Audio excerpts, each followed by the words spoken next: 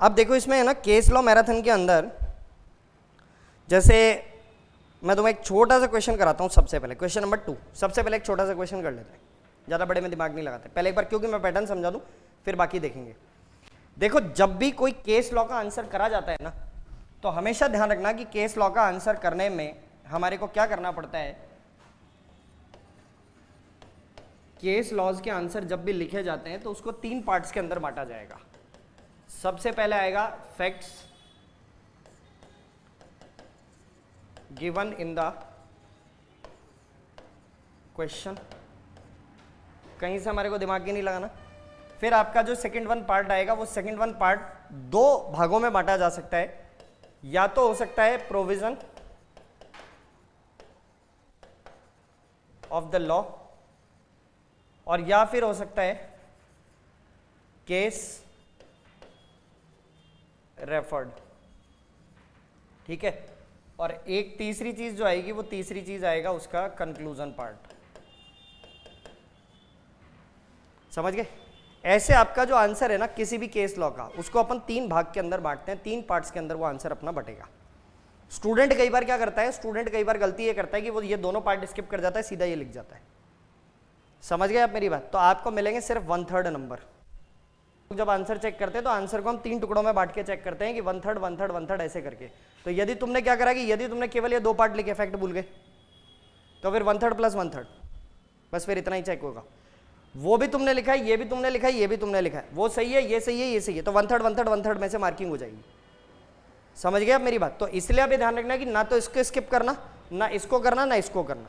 ठीक है, अच्छा अब एक बार इस पे आओ। अब जो सेकंड नंबर में मैंने बोला ना प्रोविजन ऑफ द लॉ और केस रेफर्ड, ये दोनों चीजें नहीं आएगी। इन दोनों में से क्या आएगा? इन दोनों में से एक चीज आएगी। सर हमें पता कैसे लगेगा क्या लिखना है? बताता हूं। यदि आपके फैक्ट्स जो है वो पर्टिकुलर किसी लॉ के प्रोविजन पे बेस्ड है, तो आपको लिखना है प्रोविजन।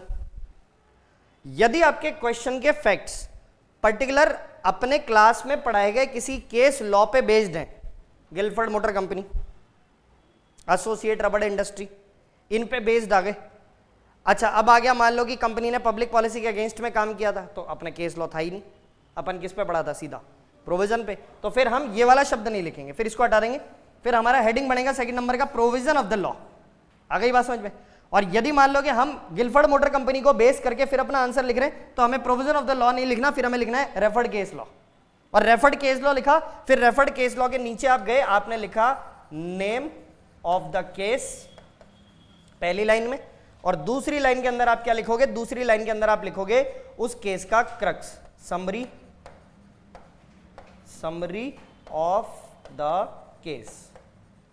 आई कहानी समझ में अपने को? समरी ऑफ द केस, फिर सेकंड नंबर पे ही आ जाएगा अपना। राइट, क्लियर यहां तक की बात? ऑनलाइन आ गया क्या समझ में बेटा? बोलो। Yes sir. अब इसका एक तीसरा पार्ट और आता है, अब उसको और समझ लो। एक बार आप लोग बाद में लिख लेना, पहले एक बार आप समझ लो, एक बार लास्ट पार्ट और है, 2 मिनट लगेगी, फिर लिख लेना आराम से। देखो अब जब कंक्लूजन आप करोगे ना, तो आप अपना आंसर का जो लास्ट पार्ट है उसका हेडिंग क्या बनाओगे? कंक्लूजन शब्द ही बनाओगे डायरेक्ट? नहीं, गलत हो जाएगा। आप क्वेश्चन को पढ़ने जाएंगे। अब क्वेश्चन को आप पढ़ेंगे ना, तो क्वेश्चन जहां खत्म हो रहा है ना, एंड में, बिल्कुल एंड में, वहां पे आइए आप। उस जगह पे आप देखो वर्ड क्या पूछा है आपसे। क्या आपसे पूछा गया कमेंट?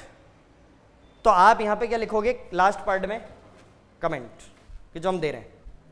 समझ गए आप बात? यदि आपसे पूछा है जस्टिफाइड योर आंसर, तो इसका मतलब जस्टिफिकेशन पूछा गया, तो हमारा टाइटल बनेगा जस्टिफिकेशन। यदि आपसे पूछा गया गिव योर ओपिनियन, तो क्या पूछा गया? ओपिनियन, तो हमारा टाइटल बनेगा ओपिनियन। यदि आपसे पूछा गया डिसाइड, तो अपना डिसीजन। आ गई बात है? अब सपोज करो तुम्हारे से पूछा गया डिसाइड, यहां लिख रहे हो कमेंट, तो मार्जिन मिल गया उसको काटने का। वो क्या बोलेगा? बोले भाई साहब क्या लिखा है आपने, क्वेश्चन क्या पूछा? बोले क्या है? फिर आप बोलोगे नहीं नहीं सर ये तो मैंने डिसीजन ही तो लिखा है, तो बोले ऊपर तो कमेंट लिखा है, मतलब चैप्टर हाउस प्रॉपर्टी, और नीचे सॉल्व कर रखा है तुमने जो है वो सैलरी के सवाल। वाह, ये क्या मतलब हुआ? ऐसा नहीं होता है। प्रॉपर तरीके से चलाओ गाड़ी को। यदि यहाँ पे आप फैक्ट लिख रहे हो, तो फैक्ट मीन्स फैक्ट ही लिखना है। अब कई बच्चे लोग क्या करते हैं, इधर प्रोविजन भी फैक्ट में डाल देते हैं, या फैक्ट वाली चीजें प्रोविजन में भी डाल देते हैं। क्यों? नहीं, इसका मतलब है, फैक्ट का मतलब situation given in the case law, question में क्या दे रखा है उसको समझा हमने, उसको समझने के बाद में हमने हमारे मेन पॉइंट बना लिए और वो मेन पॉइंट हमने यहाँ पर दिए हैं हमारे जो लिखे गए। जैसे आप वकील हैं, आप कोर्ट में जाते हैं, तो आप कोर्ट में जाने के बाद में जज साहब को सबसे पहले पूरी कहानी सुनाएंगे कि नहीं सुनाएंगे, मतलब आप सारे फैक्ट्स बताएंगे कि नहीं बताएंगे। तो बस वही तो है आपको, और क्या करना है। You are an advocate at that time while writing your answer. तो आप एक एडवोकेट है, अब आपको क्या करना है, उस जज को फैक्ट समझाने। तब आप पूरा क्वेश्चन मत उतारना। कई लोग क्या करते हैं, बहुत शानपत्ती करते हैं, बोले इधर पूरा क्वेश्चन उतार दो, हो गया फैक्ट, यही तो है फैक्ट। नहीं, वो 1/3 गया, वो फैक्ट है ही नहीं, क्योंकि आपने तो पूरा क्वेश्चन ही उतार दिया।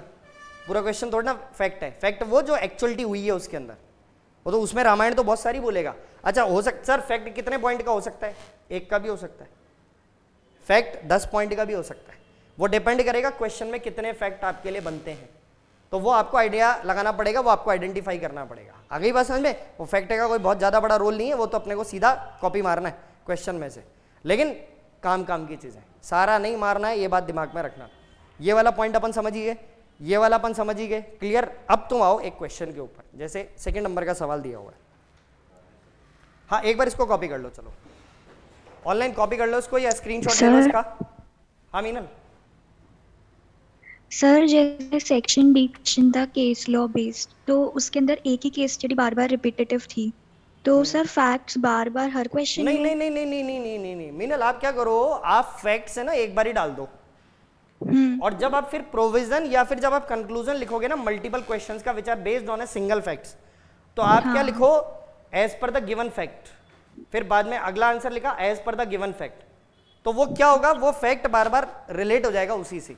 तो आपको अगेन एंड अगेन फैक्ट लिखने की जरूरत नहीं पड़ेगी, बार बार फैक्ट लिखोगे तो बेटा टाइम भी जाएगा, और जो है वो आपका जो क्वेश्चन है उस क्वेश्चन का इंप्रेशन भी खराब हो जाएगा, क्योंकि एग्जामिनर को बार बार फैक्ट पढ़ने पड़ेंगे आपकी वजह से। तो उसको वो मत पढ़वाओ, क्योंकि उसका टाइम इंपॉर्टेंट है। ठीक है सर। एक बार इसको लिख लो या फिर इसका स्क्रीनशॉट ले लो, जैसे भी करना है फटाफट से कर लो, ताकि मैं तुम लोगों को अगला बताऊं।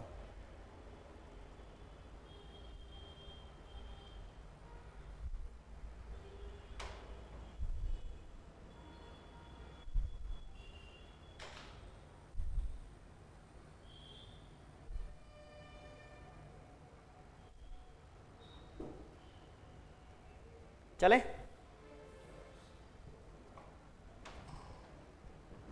यस कर दूं क्लियर।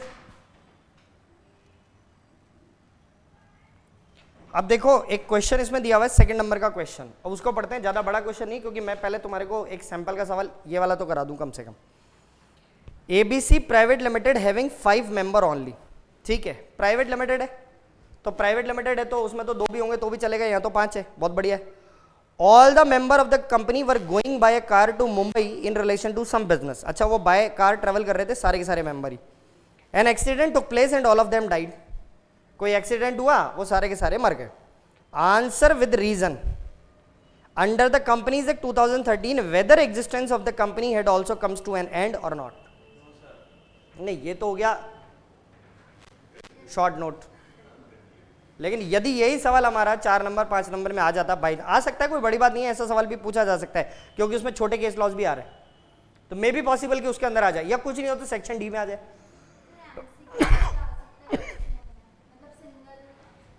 नहीं है, वो बहुत छोटा सा पूछेगा, फिर इतना बड़ा नहीं पूछेगा, वो बहुत टाइम लग जाएगा आपको समझने में, इसलिए।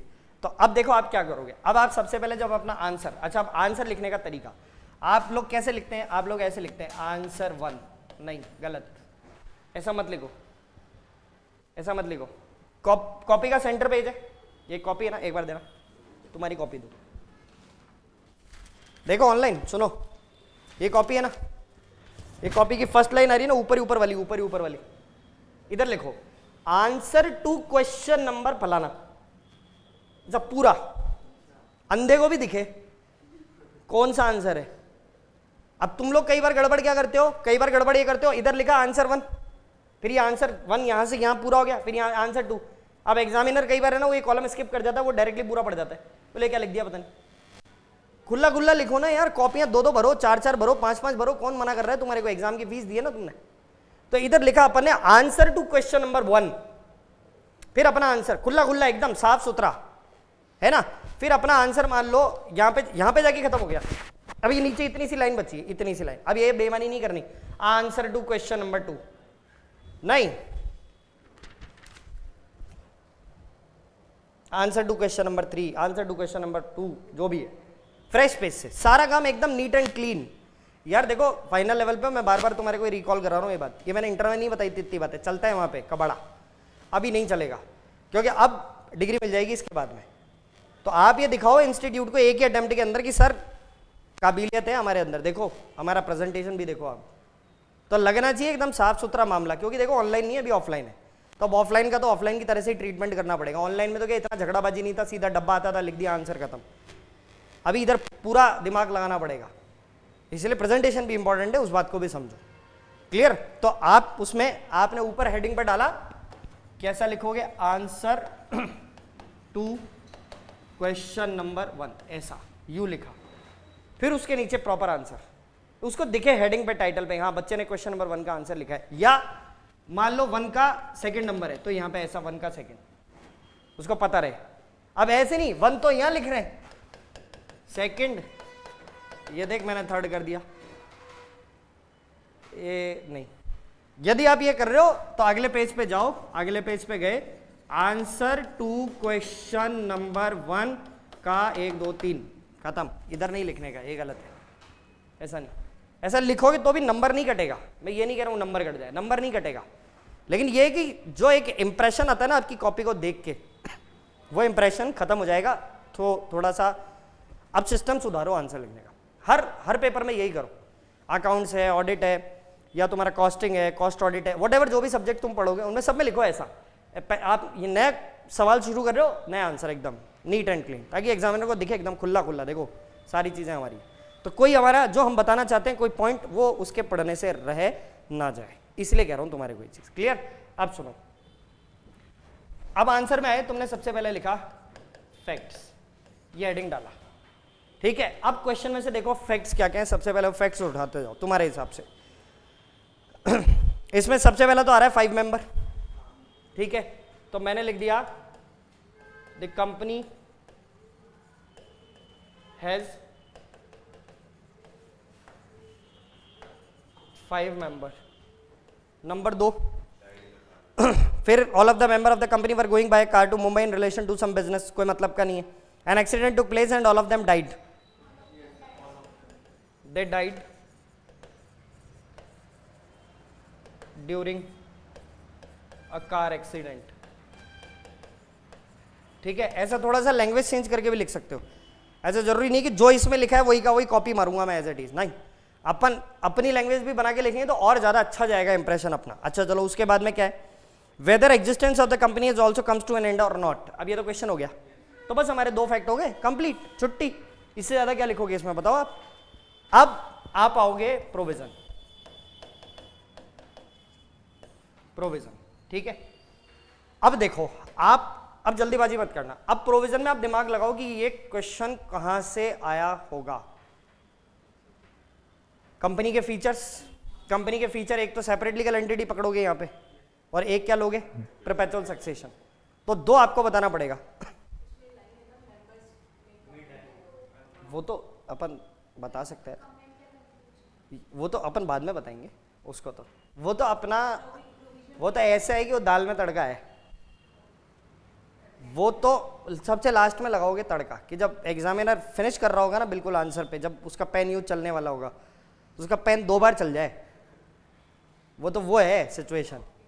हाँ, तो वो रुको, वो इधर नहीं डालेंगे प्रोविजन में, अपन रुक जाओ, क्योंकि अपन लिखा है प्रोविजन, वो क्या किसी व्यक्ति का कहा हुआ कुछ स्टेटमेंट है, वो नहीं देंगे इधर, वो अपन अपने आंसर में डालेंगे नीचे। अब प्रोविजन, अब प्रोविजन में तुम सबसे पहले किसको समझाओगे, सेपरेट लीगल एंटिटी, पहला तो ये कॉन्सेप्ट समझाओगे, फिर उसके बाद में आओगे, अच्छा ये पूरा नहीं समझाते ना, बड़ा बड़ा समझा दिया, बड़ा बड़ा बड़ा बड़ा बड़ा समझाया जा रहा है, इतना नहीं, क्रक्स में 2 लाइन, 2.5 लाइन, 3 लाइन, बस maximum, maximum 3 line, maximum 3 line के अंदर, मैक्सिमम 3 लाइन, बस क्रक्स क्या कहना चाहते हैं। फिर आए आप उसके बाद में perpetual succession, again maximum 3 line, समझ गए, क्योंकि आंसर हो गया 6 से 7 लाइन का, मेन प्रोविजन तुम्हारा 6 से 7 लाइन में बैठ गया, इससे ज़्यादा नहीं जाना, ठीक है। अच्छा, अब हमारे से ये पूछा गया है क्वेश्चन के अंदर कि भाई आप as per the companies act 2013 ये समझाइए कि क्या आपकी कंपनी का एग्जिस्टेंस अभी भी है या आपकी कंपनी का एग्जिस्टेंस खत्म हो चुका है। क्वेश्चन हमारे से ये पूछ रहा है। तो अब आप पहले दिमाग में आंसर सोचिए कि क्या होना चाहिए। अब लेकिन एक बात और ध्यान रखना विशेष तौर पे, ये प्रोविजन और इफेक्ट दोनों मर्ज करके आंसर देना है। समझ गए आप बात। तो अब आप यहां पे, अब आपसे कमेंट वर्ड नहीं पूछा गया, जस्टिफिकेशन नहीं पूछा गया, कुछ और नहीं पूछा गया, तो अब आप यहां पे लिखो सीधा सीधा डिसीजन। लिखा आपने डिसीजन। अब डिसीजन अगेन आपका 3 से 4 लाइन में जाएगा, इससे ज्यादा बड़ा नहीं करोगे, ये मैक्सिमम बता रहा हूं 3 से 4 लाइन, इससे ज्यादा बड़ा नहीं करना है। अब आप क्या करो, अब आप यहां पे आपने लिखा डिसीजन, आप कैसे शुरू करोगे, as per the given fact and provision explained above we conclude that. समझ रहे हो आप बात, क्या हम आंसर को क्या कर रहे हैं, कंक्लूड कर रहे हैं। वी कंक्लूड दैट, यार वी आर कंक्लूडिंग दैट। समझ गए आप बात, ऐसा। और फिर दैट के बाद में आप क्या लिखोगे, फिर दैट के बाद में वो जो साक्षी आपने आंसर बोला था ना डायरेक्टली, क्या बोला था, नो। अब लिखो कंक्लूडिंग दैट नो, कॉमा, फिर उसके बाद में आगे क्या लाइन लिखोगे, no the existence of the company not comes to an end. लिखा बिकॉज। अब बिकॉज लिखने के बाद फिर आप लिखोगे as per the provision of companies act the separate legal concept, separate legal entity and perpetual succession concept exist, that is why if all of the member, अब connect किया ना इससे, if all of the member were traveling by a car or by a plane or by whatever vehicle and they died during a car accident, even though the company is in existence and the existence of the company does not die or does not comes to an end। बस इतनी सी बात, खत्म कहानी। और फिर वो आप वाली बात एक ध्यान है, वो एक स्टेटमेंट था प्रोफेसर एलसीबी गोवर वाला, मेंबर में कम मेंबर में go but the company goes on for ever. अब लास्ट में नहीं, वो कंपनीज एक्ट का है क्या, कंपनीज एक्ट के कौन से सेक्शन में बोला है वो बता। मैं इसलिए तो बोल रहा हूँ वो दाल में तड़का है, बस वो कोटेड में है ना, तो उसको सबसे लास्ट में बताओ, उसको सबसे लास्ट में बताया आपने। ऊपर लिखा पहले प्रोफेसर एलसीबी गोवर सेड, फिर नीचे आपने नेक्स्ट लाइन से उसको सेंटर में लेके प्रोफेसर एलसीबी गोवर सेड, सेंटर में, बिल्कुल सेंटर में, और फिर नीचे इन्वर्टेड कॉमा में 2 लाइन के अंदर, खत्म।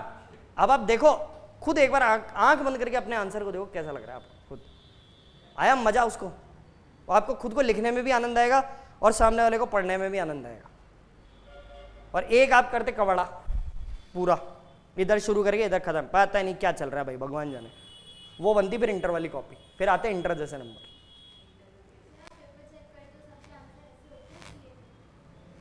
बिल्कुल ऐसे ही होते हैं, बिल्कुल एग्जैक्टली पैटर्न यही होता है।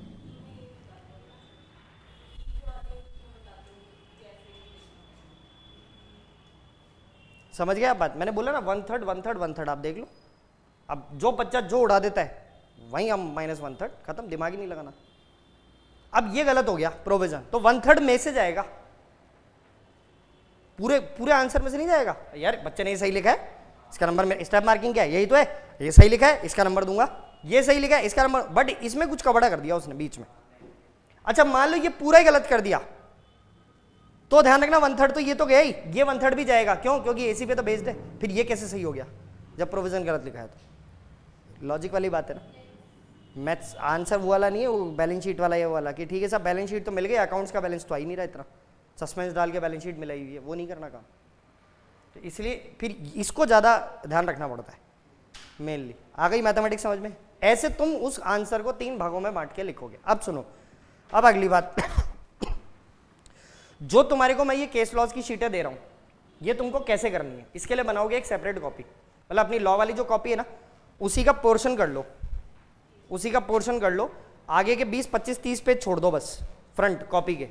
उसके बाद से फिर आप पेज मोड़ के और शुरू कर दो केस लॉस। 2-4 कॉपी बनाने की जरूरत नहीं, इतना तो है ही भी नहीं अपने पास, बहुत कम मसाला है। अब आप क्या करोगे, अब आप सुनो, सबसे पहले जाते ही क्वेश्चन नहीं करने बैठोगे। सबसे पहला काम आपका, सबसे पहला स्टेप, आप पहले चैप्टर कंप्लीट करोगे खुद से। पहले चैप्टर पढ़ो, पूरा का पूरा चैप्टर पढ़ो, A to Z complete chapter पढ़ो, सारे टॉपिक पढ़ो, उसके शॉर्ट नोट बनाने वो बनाओ, जो करना है वो करो। पहले चैप्टर को पूरा का पूरा फिनिश करो, पहले चैप्टर। जब कॉन्सेप्ट क्रिस्टल क्लियर हो जाएंगे अपने बिल्कुल साफ, आप डाउट थे मेरे से पूछ लिए, सब खत्म कंप्लीट है, बोले सर अब आप पूछ लो हमारे से, तो ऐसी स्थिति पे आ गए, अब उठाओ क्वेश्चन। और यदि अच्छा एक गलती और स्टूडेंट करता है, क्या प्राइवेट लिमिटेड पढ़ लिया, चलो प्राइवेट लिमिटेड के सवाल सॉल्व कर लेता हूं सारे, नहीं करना, पूरा चैप्टर पढ़ो। एग्जाम में केवल पार्ट पार्ट पढ़ के क्वेश्चन सॉल्व करोगे या पूरा सिलेबस पढ़ के सॉल्व करोगे? तो बस तो फिर पढ़ो ना, 3 दिन लग जाए भले, कोई दिक्कत नहीं है लेकिन चैप्टर पूरा कंप्लीट करने के बाद ही क्वेश्चन को हाथ लगाओगे, वरना मैं बता रहा हूं तुम्हारे को एक क्वेश्चन करने का कुछ सेंस ही नहीं निकलेगा। और सारे क्वेश्चन यदि तुमने गंवा दिए ना, इसके अलावा अपने पास में क्वेश्चंस की अवेलेबिलिटी नहीं है, परेशान हो जाओगे फिर और डिप्रेस हो जाओगे, बोले सर अब क्या करूं, मैं कुछ नहीं कर पा रहा हूं। इसलिए मैं जो सिस्टम तुम्हारे को बता रहा हूं, सिस्टम से ही चलना, सिस्टम को आगे पीछे मत करना प्लीज। चाहे 2 दिन ज्यादा लगा लेना, मेरे को बोल देना सर नहीं आप 2 दिन और एक्स्ट्रा दो हमारे को, मेरे को कोई तकलीफ नहीं है, लेकिन काम को है ना यार देखो, जो प्रोसीजर है ना उसी से ही करना, ऊट पटांग मत करना काम को, किसी भी अपने मन चाहे तरीके से कर लिया वो नहीं करना ठीक है। अब दूसरी बात, ये पैटर्न समझ में आ गया कि अपने को ये बताओ कैसे बांट के करोगे। तो अब तुम्हारा आज टास्क क्या रहेगा, सबसे पहले जाते अब आज चैप्टर पढ़ना चालू करोगे, ठीक है। पहला चैप्टर है, कोई बहुत ज्यादा बड़ा नहीं है, बहुत ज्यादा टिपिकल नहीं है, उसको मेरे हिसाब से तुम्हें पढ़ने में लगने चाहिए 2 दिन, आज का और कल का, आधा आधा बांट लो चैप्टर को, जितने नंबर ऑफ पेजेस हैं, मान लो 10 पेज हैं, 5 आज 5 कल, खत्म। और परसों आते मेरे से आपने डाउट पूछा, सर ये 2 टॉपिक वापस समझा दो, नहीं आया समझ में, या आपने ये कैसे किया था वो आप बताओ, मेरे से आपने पूछा, खत्म किया, फिनिश, बस। फिर अगले दिन लेके बैठ गए केस लॉ की शीट और दनादन एक एक क्वेश्चन, बस। हिंट और आंसर नहीं देखना, उसको छुपा दो और फिर आप करो ऐसे कि जैसे कि वो एग्जाम में आया। जब तुम 2-4 चैप्टर के क्वेश्चन कर लोगे ना, उसके बाद में तुम्हारे को एक ट्रिक सिखाऊंगा जिसको मैं बोलता हूं टाइम ट्रायल। ये अभी नहीं सिखाऊंगा, समझ रहे हो बात, उसमें आपकी समस्या का समाधान हो जाएगा टाइम वाला ये ट्रिक सिखाऊंगा, मेरे रामबाण इलाज का कॉन्सेप्ट नंबर है 2, ये अभी नहीं बताऊंगा। अभी रामबाण इलाज का कॉन्सेप्ट नंबर 1 ही सिखाया कि अभी तो तुम केवल क्वेश्चन करना कैसे है और जो है वो क्वेश्चन को करोगे कैसे, पैटर्न क्या रहेगा, सीक्वेंस क्या रहेगा, अभी तो सिर्फ वो सिखाया, तुम उतना सीखो। जब 2-4-5 चैप्टर के सवाल कर लोगे, मुझे कॉन्फिडेंस हो जाएगा कि तुम इंडिपेंडेंटली क्वेश्चन करने के लिए कैपेबल हो चुके हो, मुझे विश्वास हो जाएगा जिस दिन, उस दिन ही मैं तुम्हें टाइम ट्रायल सिखाऊंगा। तो तुम कोशिश ये करो, बहुत लंबा मत खींचना, क्योंकि टाइम ट्रायल उससे भी ज़्यादा इंपॉर्टेंट है जो मैं भी आज सिखा रहा हूँ। टाइम ट्रायल का मतलब है कि किसी क्वेश्चन को गिवन टाइम के अंदर कैसे सॉल्व करा जाए, समझ गए? जो आपकी समस्या है वो बताऊंगा, लेकिन वो तभी बताऊंगा जब तुम केस लॉ पहले करना सीख जाओगे, फिर तुम्हारे को बताना है कि उस टाइम के अंदर कैसे करा जाएगा, 2 मिनट में, 4 मिनट में, 6 मिनट में, 8 मिनट में कैसे करना है, वो तुम्हारे को सिखाऊंगा बाद में, स्टेप नंबर 2। तो इसलिए कम से कम चैप्टर के अंदर जल्दी से जल्दी सवाल करना सीख लो कि सब करना कैसे है ठीक, आ गई बात समझ में? कोई और डाउट दिमाग के अंदर बोलो, इनसे रिलेटेड कोई दिमाग में डाउट है तो पूछो। नहीं करें वाइंड अप फिर अपन ऑनलाइन चलो।